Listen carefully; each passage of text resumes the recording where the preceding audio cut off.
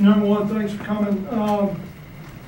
I know there's been a lot of talk, a lot of people, speculation, a lot of rumors, innuendos, whatever, on what's going on with what happened and what's going on with Shane.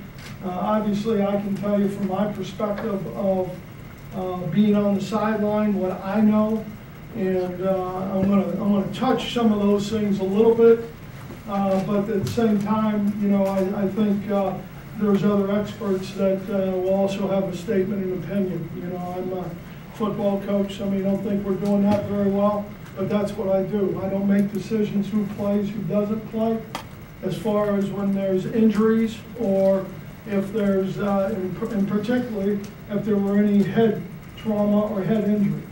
And for those of you who know or don't know, I would never put a kid in that situation, never have, and never will. Because you get into this to coach kids, believe me, and that's what this game's all about, and helping those guys in a lot of different ways. So we're not going to, as a staff, I can assure you, that's never going to happen. The one thing I can tell you is during the process of, let me say this first. Number one, if we practiced yesterday, we practiced last night, and Shane Morris would have practiced if not for a high ankle sprain, and that's one reason I'm telling you that, because that's what I've been told. And a high ankle sprain, they have a new word for it that I can't really pronounce, but he would have practiced if it wasn't for that. During the course of the game, when Devin lost, and I think that's where the critical junction is for some of you,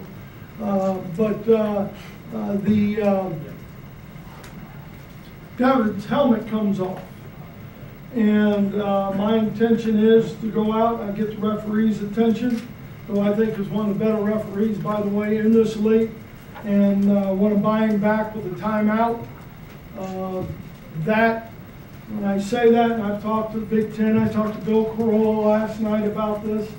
I was told I couldn't buy him back, and I said, yeah, we can buy him back. And so him and I had a little bit of a discussion, because you can buy back in because of the helmet, not because of any injury, but because of the helmet coming off. Well, the linesman comes up, and him and I say, I want to buy him back, and the referee says you can't do that, and the miscommunication or whatever it might be, the head linesman says, yes, you can. And so by that time, I know Shane's on the field, taking one more snap, handing the ball out.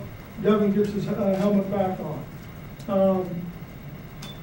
That's how that sequence went.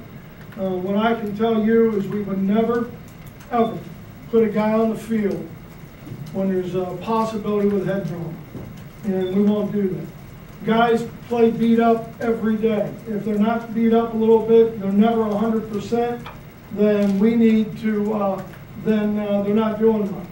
So guys always have nicks and bumps and bruises and strains and everything else. I'll also tell you that football is a sport where guys got to be highly competitive, and they are highly competitive because they love to play the game and they love to compete, and that's just part of their DNA.